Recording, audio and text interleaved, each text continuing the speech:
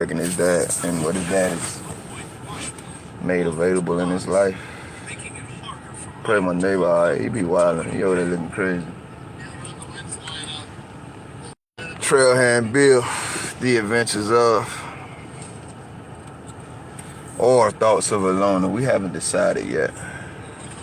Might change the name. I could definitely, I don't know. We're gonna see, but it's my Saturday morning, man. I trying to stay, what's the word I'm looking for? Positive. Oh, I need to go back in there and warm my coffee up. I'm sitting outside. Positive. It's another word I'm looking for that's not positive, man. Just not discouraged. You know what I mean? Positive and encouraged. That's not the word either, but we'll go with it, man. And if you're wondering what the hell I'm talking about, it's just trying to find some breakfast this morning. Now, me, I'm I semi-adopt these terms, germaphobe and OCD and all of that. But personally, I don't subscribe to them. So when I say semi-adopt, what I mean is I know that's how the world relates to people like me. These are the titles that they've given us. And so for the brevity of conversation, I just say, all right, well, that's how you can describe me. I'll accept that, semi-adopted. But in real time, I don't think I'm a germaphobe. I don't think germaphobes are germaphobes. I think, you might have some I've seen some extreme people. That may be a situation. But the general person that I run into like me, we're not germaphobes or OCD. We just like our things clean, sanitary, and in some sort of order. I always say this right here. If we ran around and start calling y'all people who are not germaphobes, people who live a little what we consider filthier and more cluttered and more disgusting than we do, if we just ran around calling y'all disgusting, cleanophobes or disgustingites or something like that, y'all would feel away.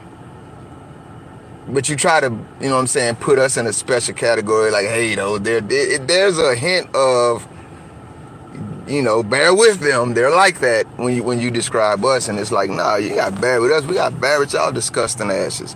And once again, if we start saying that, then y'all will feel away. But when you put these bear with us titles on us, we're supposed to accept it. And most people have. But it's just another way that my thoughts are absolutely anti-cultural. I don't subscribe to that, man. I just don't like filth.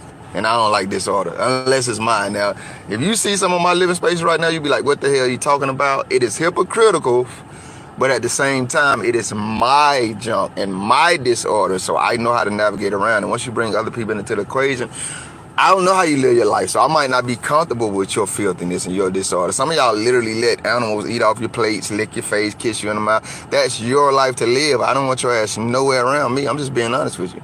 As it pertains to dealing with what the subject I'm about to broach, which is, I'm gonna try and find breakfast, man.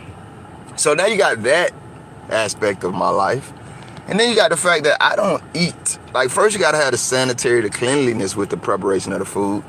And then I don't eat most things that other people eat. I don't eat eggs because they got the little slimy part when you crack it. It's a little slimy part that sticks to it. I'm not talking about the yolk or the what's the other part called? I'm not talking about either of those, the yellow part or the yolk. I'm not talking about that. Or the whites, I'm sorry, that's it.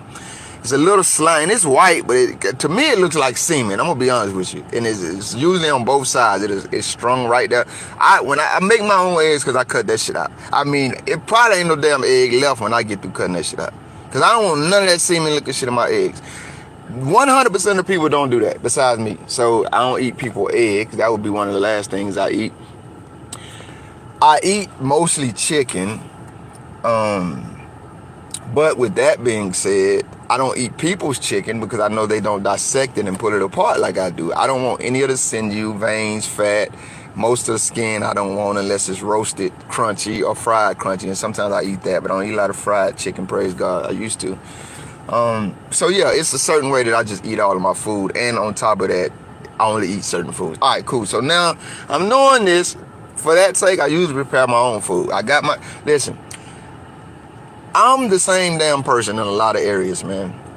I have one breakfast that I eat. And I like oatmeal too, so I haven't eaten oatmeal in a while. I may go back to oatmeal a little bit. I put me a little grape or strawberry jelly in it. I may go back to that. It's been a while. But I just rotate. But right now I have one breakfast that I eat. Every morning that I eat breakfast at home, it is egg whites only. I boil the eggs, throw the yolk away, take the white, and grits. That's what I eat. Have me a cup of coffee, orange juice, water, whatever. Maybe I'll buy some pastries from Publix Deli or something to go with it, very randomly, but sometimes. But that's the meal I want today. So I jump up, get online, search a few restaurants, because I'm still, not a native here. And I find two. One of them I'm not going to mention because I didn't go there myself, but that is the one that I had decided to go to. But after reading the reviews, which I trust because I leave reviews and I know how much they help me, so I go by them. They had a 4.2, I think, 4.3 rating, which is right up my alley. That's where I'm going. While you check the first box. But then when I got to reading the reviews, too many people were saying that the food was cold, the food wasn't well prepared, they weren't courteous in their service. There was a lot of bad reviews. And like I said, they got a 4.3, so you gotta do the math on that. It's not like they got a lot, way more great reviews than they got bad reviews. But they got those bad reviews, and all of those people aren't saying the same thing for some ulterior motive reason. I don't believe that. These people probably don't even know each other.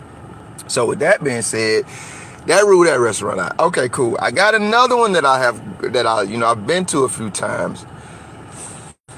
Somebody told me something about it and it kind of shied me away from that. But then I got to thinking, why did I allow what they said when I've been there myself? And I haven't had the worst experience as it pertains to the food, but I've been there before. Why did I let what they say derail how I feel about the place? All right, cool. So this is where I'm going. But to stick to my routine, I go back and I still check the reviews on this restaurant. Okay. They got like a 4.3. So one of these, I'm talking about two different restaurants. One of them had 4.3. One of them had 4.2. 4s are good for me. 4s are, all right now. You playing with it. 4.1, okay, for sure. Once you get up into the 4.3s and anything, 4.2s, anything above 4.1 is like, the higher you go, yeah, you good to go. So, boom. All right, cool. The rating checkout, I'm about to go. I call, I'm checking my options. I know I've been there before. It takes a minute for them to prepare your food now, which is not a bad thing. That's not a bad thing at all. You gotta know where you're going, gotta know what you're dealing with. And that tells me that, they're probably taking their time. I'm gonna assume that anyway, because a lot of times just because they're busy, which this restaurant does stay busy. It's a black-owned establishment, right? So cool. Well, I think it's black-owned. Hell, the people who work there are black. So cool. And that's pertinent to me and why I'm making this video. All right. The online options I'm not really rocking with because it seems like they got Postmates. They got a couple of these websites I never use. What I found out about these websites when I've tried them before, almost about to use them, is that they have like a $2 or $3 upcharge just to order through them. I'm not, what the fuck I look like, fam? I'm gonna call this damn restaurant and pull up. Why am I paying? Some of these modern conveniences that people are, subscribe to, which I'm not knocking it for you, is perfectly fine. It just makes not a lot of sense to me. So, So now I'm on the option, I'm gonna call the restaurant. So I call them. And in calling them, the lady answered the phone. She says, "Do you mind holding?" I said, "No, ma'am." I liked it because she asked me if I mind holding, but she didn't assume like a lot of these proprietors do. They'll ask you if you mind holding, but before you can even answer the question, they didn't put your ass on hold. She didn't do that. She seemed to wait for my answer now, and I was very pleased with that. So when I say seemed, I'm gonna tell you why I say that. This kept me on hold forever. And I'm just being, I'm hearing in the background, I actually hear somebody say, "Man, that food was good." And I know this place, so I know they're busy. So I'm just thinking they're very busy and I'm being very patient, which I quite often do. And that's why it be pissing me off when I find these snapping people act like I'm wrong. I did something wrong. Do you know how long I've been appropriately patient here and considerate and courteous? So, Bim, this kept me on hold for probably I would have to look at the call. Matter of fact, I can do it because I'm recording on my other device. Looking at me for ugly ass boy. Well, this isn't it. But they trying to say this is it. Hold up, let me see. Because that don't make sense right there. I don't really have no time. Oh, yeah, I'm tripping because as soon as they hung up, I called right back. Now, she kept me on hold for 6 minutes and 13 seconds. Some people would say that's not a long time. When you call in a business to do business, I think that is an extremely long time. I do. And The caveat, the tip of the iceberg, the icing on the cake was this. After being on hold for 6 minutes and what did I say? 13 seconds? I don't know if it was her or somebody else picked the phone up and hung it up. Here are the top search results. I didn't ask your ass for no search results. So then I called right back immediately because I was just going to tell them that. You know what I mean? It could be a million reasons why that happened, but either way this happened and I wasn't pleased with it. They didn't even answer the phone.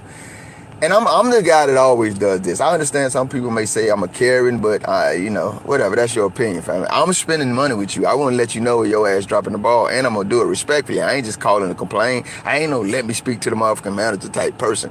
I'm more so, I would rather speak to shorty who did that and be like, hey, baby girl, come on, man. You know that shit make no sense. If you were busy, like, just be honest. A lot of times these businesses, they be so busy trying to be formal and so committed to formality, they don't take into account that a motherfucker accept a human excuse. I mean, not excuse, explanation. So, Bim, let's rehash the situation, rewind it. And this is why I say I don't necessarily jive with people, because how she handled it or just keep me on hold forever, or a better version of what she did is how most people would handle it. In my world, this is how you do that. And I ain't saying my world constitutes how everybody should move around, but this is how you do that. Somebody calls. I work there, I answer the phone. This is such and such and such on such and such and such. Can you hold for a second? That's my first option. That's what she did. If it's that busy where there's any possibility that myself or somebody else may keep this person on hold for an extended amount of time and then come back and hang the phone, I'm going to be like, hey, man, I'm going to keep it real with you, fam. Boy, it's busy as hell up here. Ma'am, it is super busy up here. Whatever. I'm going to take your energy and see how I need to convey this message to you. I'm not sure how long you're going to be on hold before I can take your order. Maybe you want to consider ordering online. That's if I'm talking to a lady or somebody, whatever. But I'm talking to somebody sound like one of the homies. Fam, it's busy as hell up here. I'm going to keep it real with you, boy. You probably want to place the order online, or if you ain't far enough away, go ahead and shoot up here. Because I don't know, honestly, big dog, when I'm going to be able to take your call. And I don't want you to be sitting on the whole phone on hold mad as hell at me. I would rather, you know what I'm saying? And like I said, depending on the energy of the person, I would figure out how to communicate that to them. And now I'll tell you why I say it's a black business. I'm going to keep it real. I'm sorry I'm going now. And not just black business, but private-owned businesses.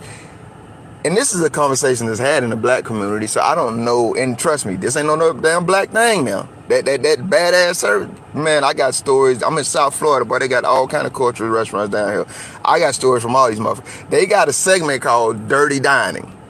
I love this motherfucking media platform. Go look at that. It'll tell you. This ain't no damn black thing. They go around restaurants and Dirty Dining should tell you a little bit about what you about to be watching.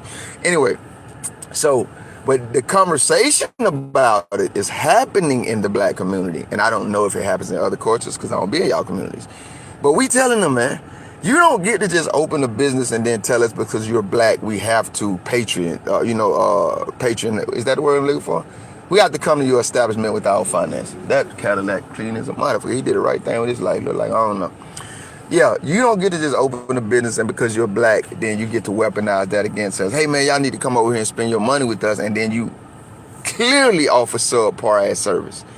Trust me, when I'm on the phone, I'm taking into account, man, these folk busy. They probably ain't got them financing that bigger restaurants have to operate more. I'm taking all this shit into courteous account, man. But there's no motherfucking reason. And it could be some reasons. But, nah, I'm going to be honest with you. I can't really think of no damn reasons. Because I was about to say, it could be some reasons that I got hung up on. Maybe somebody walked by, seen the phone, just thought it was it. No.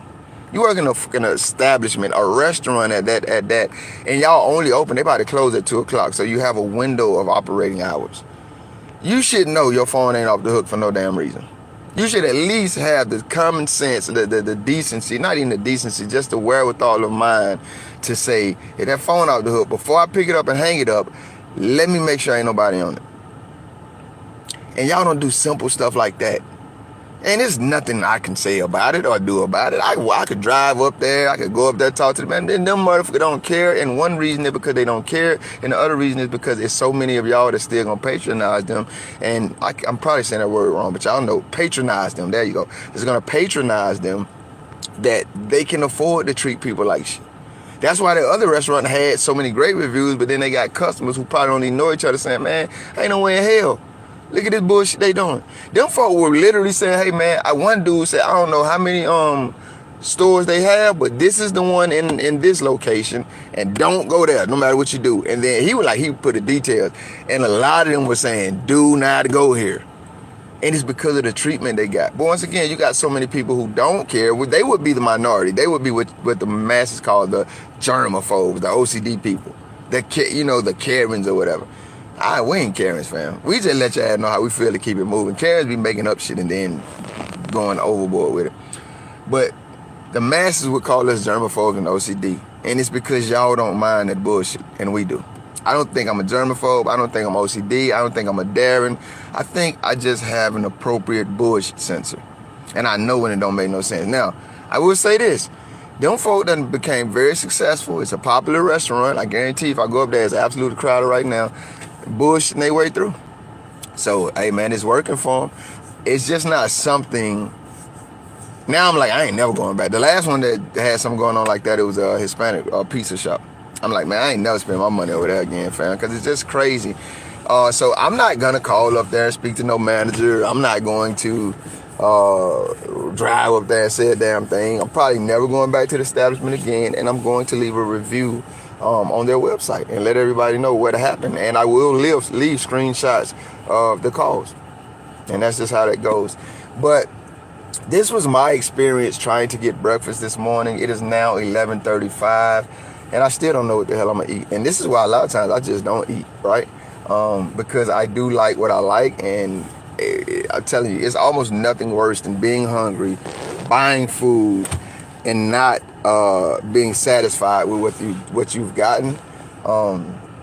And then on top of that, that just adds to an experience of wasting. That also adds an experience of wasting money to that experience. So I don't know, guys. I'm going to see what I'm going to do. I really wanted breakfast this morning. Like I say, I'm home, so I could just walk in the house and prepare my own, but I want something different than what I eat all the time.